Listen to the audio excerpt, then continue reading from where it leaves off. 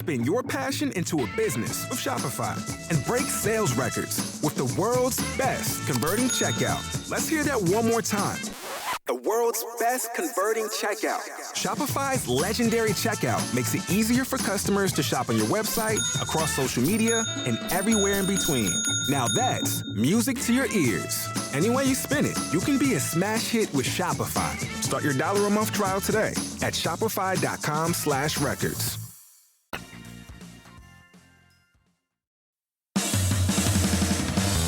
Are you ready, kids? Get your parents' permission, check your mailbox, and grab your shopping cart. It's time for the Adventures in Collecting podcast. I'm Eric. And I'm Dave. Welcome to Adventures in Collecting, where we talk toy news, culture, and hauls, along with our journeys as collectors. Hello, everybody, and welcome back to Adventures in Collecting. Hi. We're back. It has been, boy, has it been a weekend. What a weekend it has been. Toy Fair. We did it. Toy Fair. We did it. Our feet, our backs, and our hearts. I don't think our hearts are broken. I don't think they're in pain. I think our hearts are filled with love. Yes, our hearts are full, our bodies are broken. Our bodies are completely empty. We're husks. We're mere husks of Eric and Dave. Hearts full, bodies empty, no more fuel. Make sure to smash that like button. So, we're not going to bury the lead. We do have an interview for you. That's right. We're not going to bury the lead. Eric, are we going to bury the lead? Nope, not going to do it. But we do have an interview for you shortly. We had the pleasure of once again sitting down with three-time. It's a very special episode. Three-time returning guest, Brian Volk-Weiss of the Nacelle company. We had the opportunity to sit down with him once again, this time at Toy Fair, to talk about all the things that are going on. But before we cut to that interview and let you guys hear that, we just wanted to give you some of our kind of takeaways of Toy Fair. So, I'll kick us off. Just some things that jumped out at me that I really, really enjoyed. I'm going to start with one of the last booths that we visited, actually. I don't want to call it recency bias, but Diamond Select had a bunch of things that really kind of checked the boxes for me. It was really nice to see that they are continuing with the Lord of the Rings line. We saw the next wave. The next wave is actually going to be 3 figures. So we've already seen Saruman and Samwise. They had those on display, production models. And then we saw Gandalf the White and the 2-pack of Merry and Pippin. So really cool that we're getting some more characters from the initial Fellowship, and we're starting to kind of bleed into the Two Towers a little bit. Really, really cool. Hopefully we go back to Fellowship and continue to kind of see some of those characters. Would love to see, Galadriel. Would love to see Elrond. There's a very wide variety of characters that would be great. Sticking at the booth though, alongside those Lord of the Rings figures, really cool to see that Archangel, the Marvel Select Archangel that they had. Really kind of took us by surprise. Unfortunately, our good friend of the pod, Zach, from Diamond Select, was a little under the weather, but the crew there did a great job of going through the booth without him. But his presence was his presence, and his sideburns were definitely missed. One of the other things that really kind of jumped out at me too was over at Trick or Treat Studios.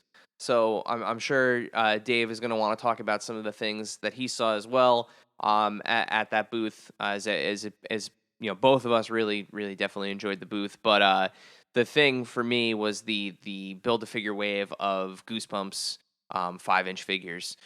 Really cool to see some of those iconic Goosebumps novels, the cover art jump off the page and into plastic form.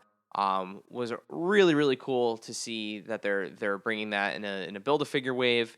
And the other thing at their booth that I was completely blown away by, had not seen before, they had a set of Texas Chainsaw Massacre, again, those 5-inch retro style figures. It's the whole family at the table. Really, really, really cool set to see. They absolutely, we spoke to somebody from Trick or Treat Studios, and they mentioned that they are really lasering their focus in on action figures in the coming years, and you can see that it's very very evident. Dave, was there anything else at their booth that you wanted to talk about? There were the Terrifier figures that were really cool. The Scared to Death figures that looked really cool. True Romance figures coming soon. Something that's not horror, but still very awesome. What's something else that I liked that we saw this weekend? We saw Handmade by Robots. We saw, and learned a lot about like the kind of creation of those figures, and that they're really designed from like actual knitting, which was really cool. Yeah, it was neat to talk to them. Expect the folks from Handmade by Robots to show up on this feed soon. We had a chat with them. They're interested in hopping on the pod with us. They have a really really cool story and a really different product. We also saw, that was really cool, Super 7 Reaction Motley Crue is coming soon. That was shown off. Just some unpainted prototypes for those. What else? Well, sticking with Super 7, switching over to there, even though it wasn't something that either of us backed, it was really cool to see the party wagon, the production party wagon in person. And a friend of the pod, Kyle, was kind enough to actually open up the glass case and let us kind of get hands-on with it. So much detail in that thing. The removable jukebox, the fact that the designers actually spoke to somebody who works as a mechanic and wanted to know the things that you would want to have on hand to mess with a van and make any kind of changes. So that's why you see the acetylene torch and the helmet and the goggles and stuff with it. So super cool. Super 7, as always, had a ton of stuff. We finally got to see those Misfits, the Danzig and Jerry Only, Masters of the Universe kind of styled figures, and then the Mothership. Yeah, the Cobra Mothership looked really cool. It was good to see kind of the first, I guess, version of it, the first prototype of it. That looks really cool. Something else that was kind of in that realm, because I'm just kind of trying to think in my head the booths that were kind of near each other down there. Our friends Ricky and now Mike DeCamp over at Plunderlings had the Plunderlings on display. They had the Plunder Longs, which are coming soon, to backers, the Plunder Strongs, and then the new not yet named, I'm just going to call it the Plunder Mount, giant iguana lizard thing. It was very cool. It was a very much so a 3D printed, painted prototype. So it was held together, with glue. But again, something that was really really cool to see that they're expanding, that line even more. And now with the mind power of Mike DeCamp and his new company. Supporting Ricky and the Plunderlings gang, really really cool to see them continue to grow. Oh, we saw Mega Man from Jada. That was really cool. Very much looking forward to see that Mega Man. Yeah, and we actually got hands-on with that too. Got a chance to pose it. They're going to come in, the entire Mega Man line is going to come in at a slightly lower price point than the Street Fighter figures, which are, edging closer to $30. They did tell us that the Mega Man figures are going to retail for $20. And let me tell you guys, for those of you that are, the toy photographers and people who really like to pose out, you're going to have a blast with that Mega Man. The cuts are all in the right places. The joints move really well. He holds poses. If you head to our Instagram and our YouTube channel, we have a ton of coverage from Toy Fair. Lots of walkthrough videos, lots of photo galleries, just of all of the things that we saw. Dave, actually, this is a perfect opportunity for you to remind our listeners. How do they find us on Instagram? Yeah, you can see all of the stuff that we put up on Instagram and eventually YouTube. Just by hitting those subscribe buttons, smash that subscribe button, hit those likes, and leave comments and subscribe on YouTube. We are near 2,000 of 2,000 lovely subscribers on the YouTubes. So just make sure to smash that like button, or like those videos, smash that subscribe button, and hit the little bell so that way you know when we post something new on YouTube. And then it'll come directly to you. You'll get a notification. It'll pop up, and then it'll be at a time when you can't really watch it right now, but you'll have that notification to remind you at a time when you can watch it to watch that video. Exactly that. All of that. Something else that I thought was actually really cool. So one thing, just to kind of address this again, if you see us on Instagram, you'll see us standing next to Uncle Jeremy Padower, previous guest of, legendary all-star guest of the pod, one could say. We were able to get into what we were referring to as the Jazzwares Castle at Toy Fair. And while there's not anything that we are at liberty to discuss about what we saw in there, what I can say... We can say how great it was to see Uncle Jeremy and Greg Mitchell and Aaron Morgolin. Yep. And what I can say is, not to overhype anything, but we saw what a lot of what was coming in the pipeline, and there is some. I wouldn't even say that we saw that. No, we're allowed to say that we saw things that we can't talk about. Okay.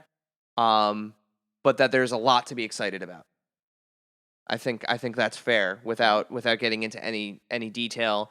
But a lot of the things, the news that's out there about the deals that Jazzwares have signed, the brands that they're representing, there is a lot of really, really cool stuff coming in the pipeline for all of those things that you saw. So from, licenses that you've already seen products from to licenses that have been announced and you have not seen product from, there's a lot of really, really cool stuff in the pipeline. And we're really appreciative that we were given the chance to see that. And actually, while we're talking about things that we can't talk about, we also saw things from Playmates that we can say that you should be excited about. They announced, of course, that there is an animated series coming from the Ninja Turtles, from Mutant Mayhem. And there is, obviously, as you could probably assume, product that's coming to support said animated series. And you are going to be very, very excited when you can finally see some of that stuff. Again, like really, really cool experiences at Toy Fair, and a lot of really, really cool things to see. Another thing that we got to see, Dave, was the McFarlane booth. Yeah. We got to chill at the booth. I actually can't even remember what we can't talk about. So at the McFarlane booth, we can 1,000% talk about the thing that you just quoted from. So we got to see the Batman and Robin build a Mr. Freeze wave. And I can say, objectively, those are some of the best likenesses that McFarlane has ever done in the DC Multiverse line. Yeah, they were fantastic. I'm sorry, I'm exhausted. It's all good, Dave. It's all good. So I think with that, that's been kind of a recap. We literally just got home like an hour ago. I've not been this tired in a long time. So I think with that, I'll just reiterate. You can head over to our Instagram and our YouTube. Again, that's at AIC_podcast on Instagram and YouTube to check out the booth walkthroughs. Toy Fair, as of the recording of this podcast, or I should say airing of this podcast, Toy Fair is actually still happening. So it continues Monday and Tuesday. Today and tomorrow. October 2nd and 3rd. So we will still be showing you Toy Fair stuff at that time. But what we're going to do now is we're going to take a super quick break. You're going to hear from our sponsors, and you're going to get dumped back into this show, and you're going to hear from CEO and founder of Nacelle, Brian Volk-Weiss. Oh, also, we only had one microphone and 3 people. So if there's any weird audio, that's why. We did our best. We are a professional. We are a professional operation. Yes. So with that, here's a little word from our show sponsors, and then a wonderful interview featuring friend of the pod, Brian Volk-Weiss of the Nacelle Company. And now, a word from our sponsors. This segment is brought to you by our friends at Chubsy Wubsy Toys. A traditional mom-and-pop toy store in Little Falls, New Jersey, Chubsy Wubsy Toys brings you the best new toys from the brands you love without the hassle of pounding the pavement searching for them at larger retail stores. Visit them in person at their brand new home at 101 Newark Pompton Turnpike, Suite 1 in Little Falls, New Jersey, or online at chubsywubsy.com. That's CHUBZZYWUBZZY.com. And tell them Adventures in Collecting sent you. Rewind and press play on your VHS collection with CGC. CGC is excited to announce our newest collectible vertical, CGC Home Video. As a division dedicated to authenticating and grading your VHS collection, our experts are ready to help you encapsulate your favorite video cassettes.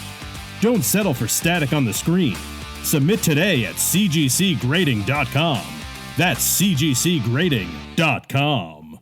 Waiting on a tax return? Hopefully it ends up in your hands. Fraudulent tax returns due to identity theft increased by 30% in 2023. If you're in a bind this tax season, LifeLock can help.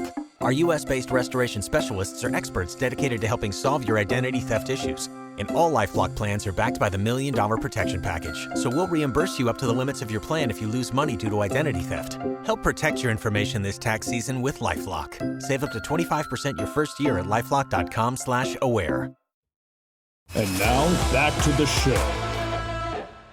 So we are here with Brian Volk-Weiss of Nacelle, again, the Three Timers Club. I love it. So tell us, it's been a little while since we've chatted last. You've got a couple of we're sitting here at Toy Fair looking at a couple of new IPs. I think we should probably start with the Biker Mice. Let's do it. So we're doing Biker Mice. We got the bikes here. They light up, so the prototypes at San Diego didn't have the electronics yet, so they also have a different paint job, a more expensive paint job. They just went on sale Friday at, I believe, 10 o'clock. And it's funny, I was on a flight yesterday, a 6 a.m. flight, LAX to, believe it or not, New York. And, I don't know how much experience you have with LAX, but very slow. So we're starting to head to the flight line, and I'm like, I probably have 2 hours to fucking kill. So that's how slow. Oh, can I curse? Yes. Am I allowed to curse? Yeah. Okay. Oh, yeah. You're a 3-timer, I can curse. But what do you call it? If you're a 4-timer, you get to kill somebody on air. Any slots next week? Anyway, so so I'm like, I'll check the numbers. I had looked at the numbers before, the sales numbers, before I went to bed. And, I heading to the flight line, I opened my phone. It was one of those cliched moments where I was literally, again, this is real. I was literally like, where's the comma? I couldn't believe it. I literally could, and that was that was overnight. So like when I went to bed, I was happy. I don't know who. I went to bed at like midnight, I don't know who's buying toys between 12:01 a.m. and 6 a.m. LA time. Anyway, that is the long way of telling you, like I was saying, you know, we upgraded the paint job. Now we have the electronics in. They're doing well. They're doing well. Well, this whole thing with Biker Mice has been amazing to watch because you've proven, as you've done in the past, how kind of nimble you are. You know, those original figures came out, you know, and they didn't have the ab crunch and the articulation and everything. They did have those David Vonner abs from... He does have the best abs in the business.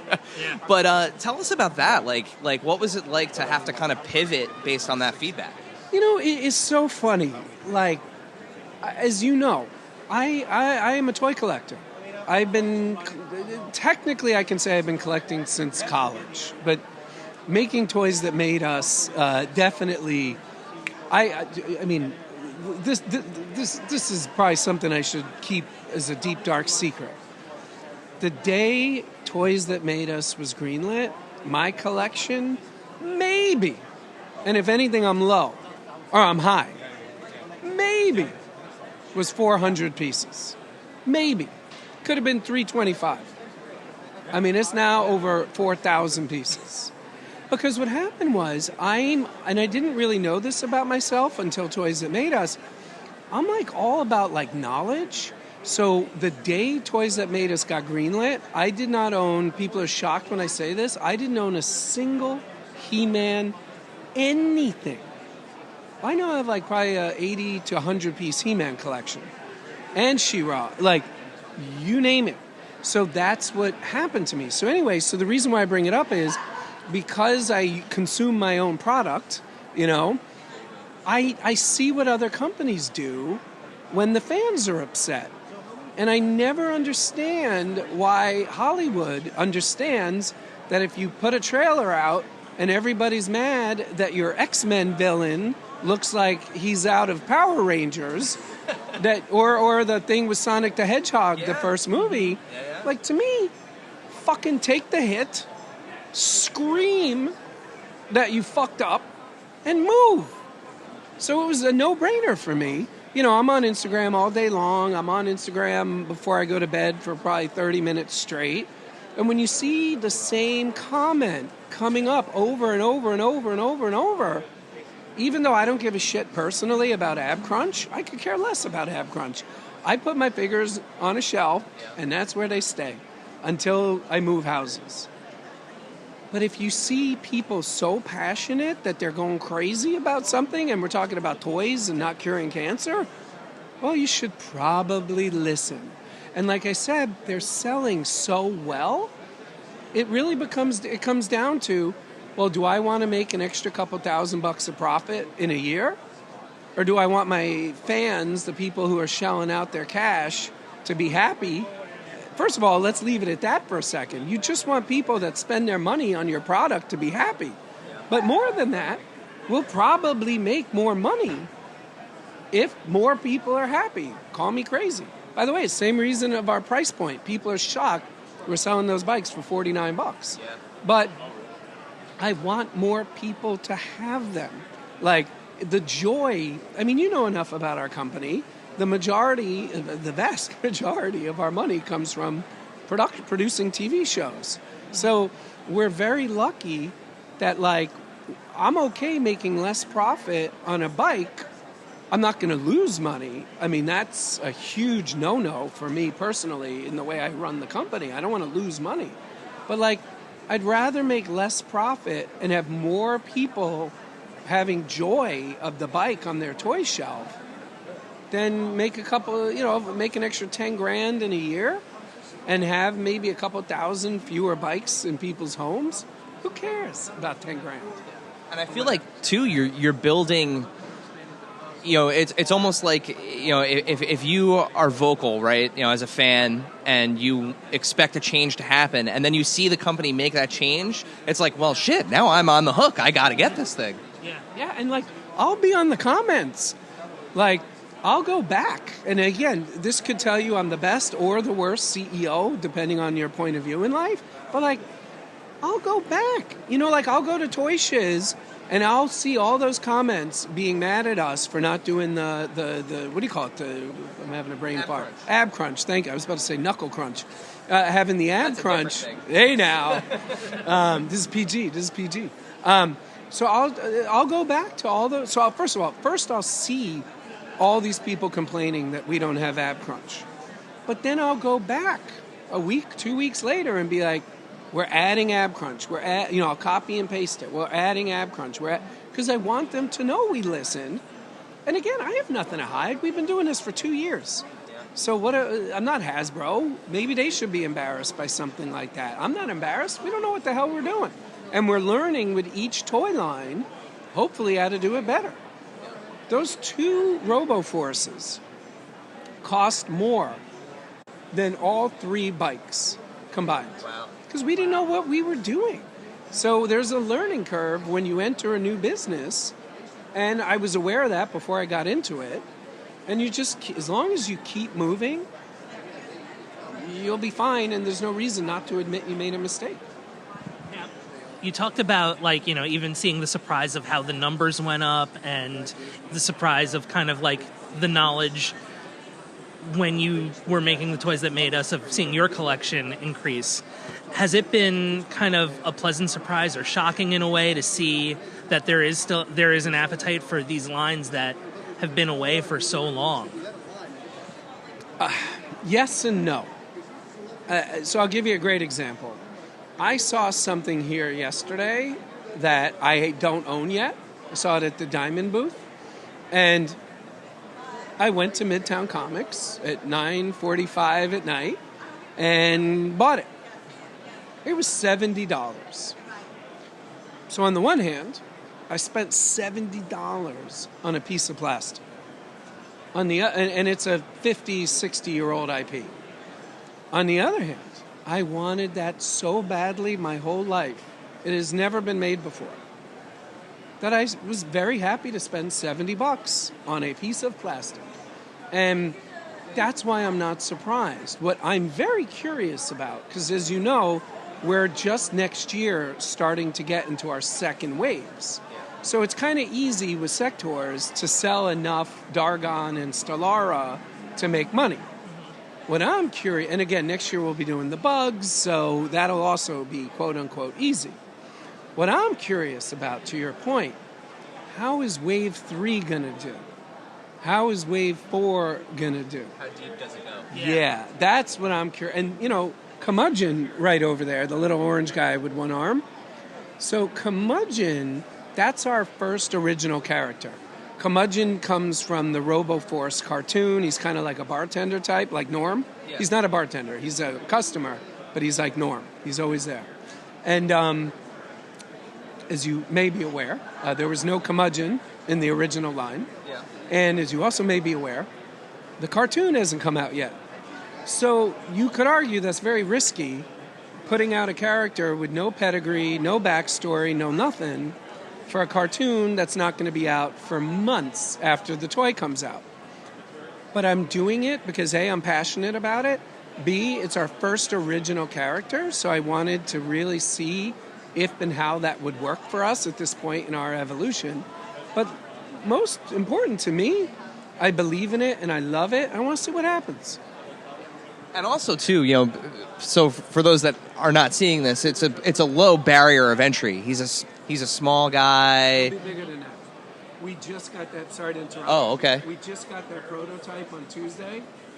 He's too dark. Okay. So if you look at the package, and this is my fault, the guy who designed it did a great job. Nobody should have their feelings hurt. But he's too dark. The wash was too dark. In the cartoon, we have since added eyebrows. Okay. So obviously he's missing eyebrows. But I made the decision, some of my staff was like, hey man, maybe we shouldn't bring it. He's too dark and he's too small.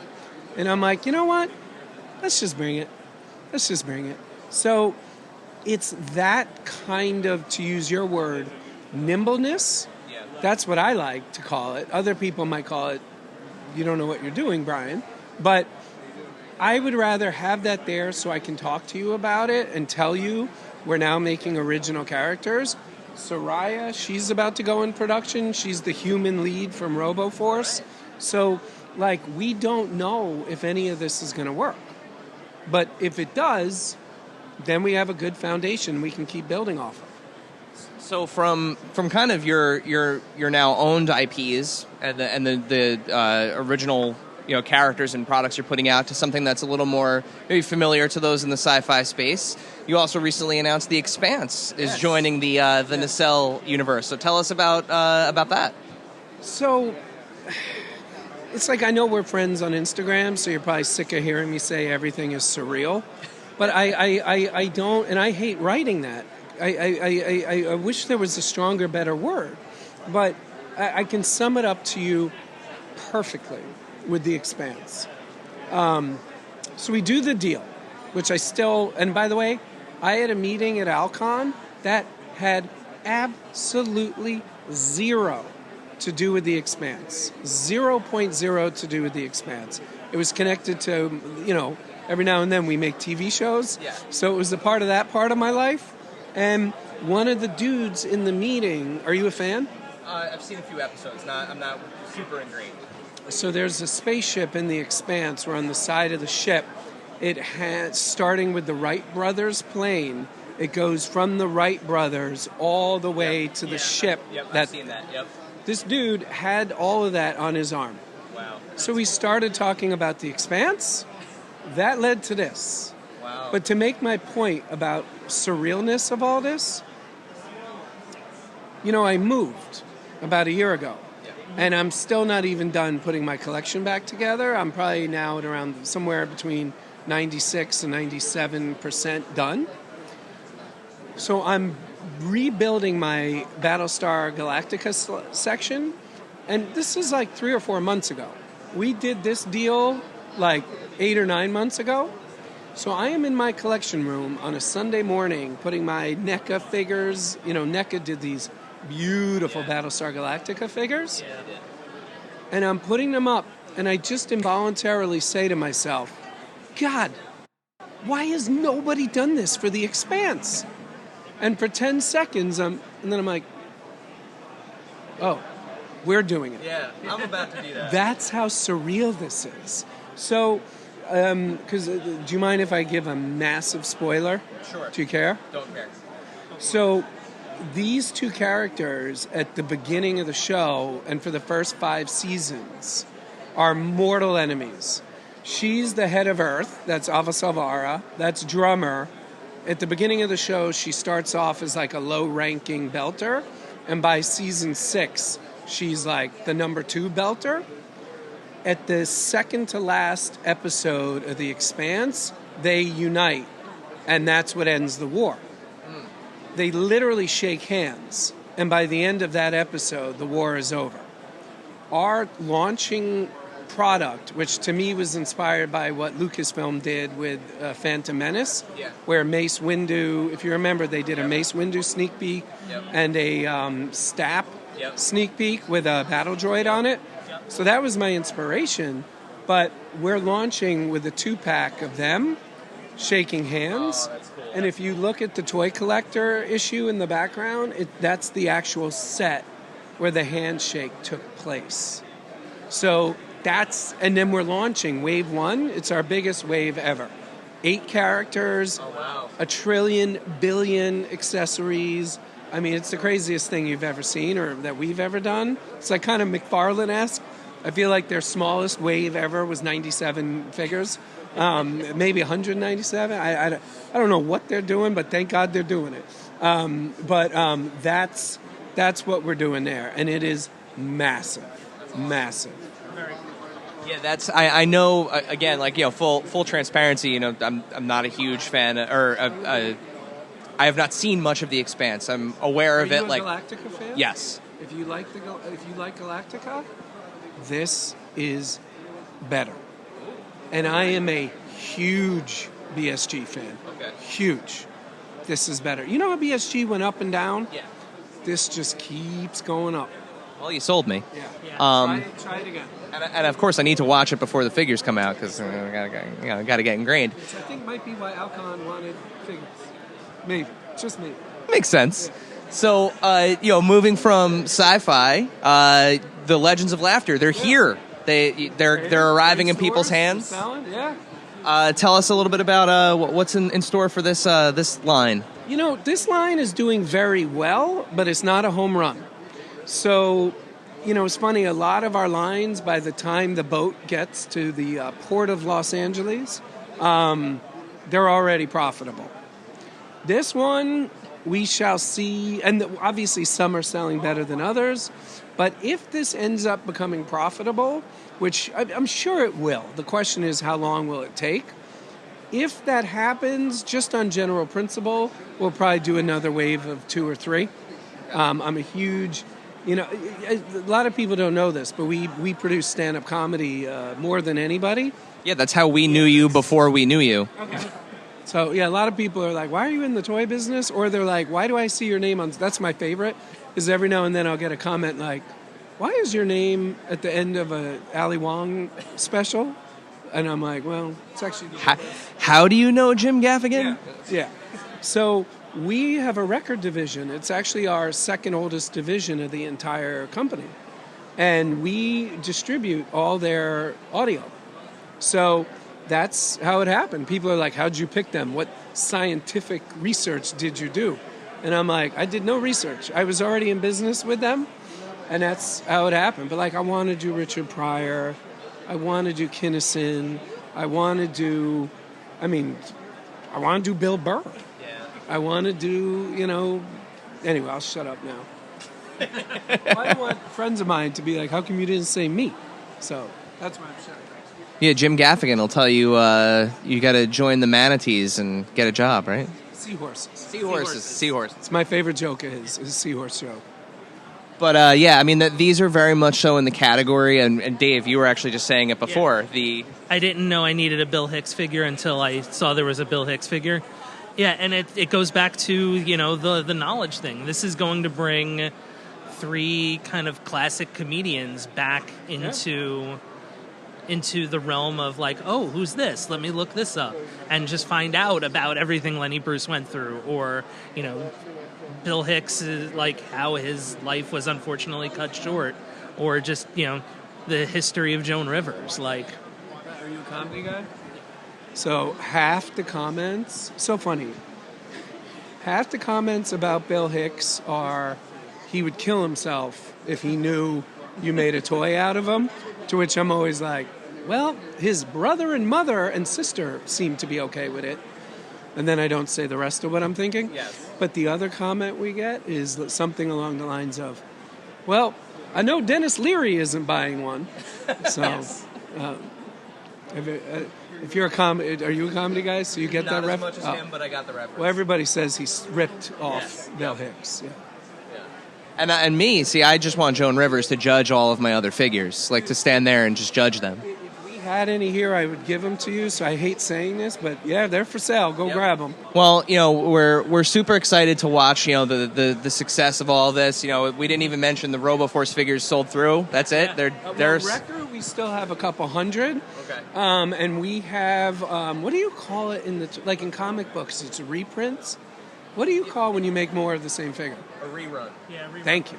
So we have the first rerun of Max in production now, nice. And they're supposed to hit the boat this coming week.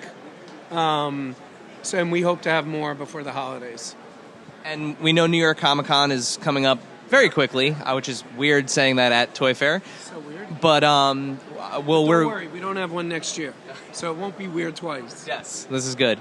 Will we find out more about the cartoons, the media at yes. New York Comic Con? We're announcing. We have a lot of partnerships we're announcing at New York Comic. So we have a comic book deal. We have some IP, let's just say we've partnered with a couple companies that are more well known for us than making toys. We have a couple other secret little things we're announcing. If I get the deal signed, I assume Ryan Reynolds is attached to Biker Mice. That was going to be my next question. We will be announcing, God willing, we get the deal done. We will be announcing an equally big name for RoboForce. So the idea is that we're going to attach a massive star to every line. Yeah. Yeah, and that was going to be my follow-up. What's it been like working with Ryan on Biker Mice? What you see is what you get.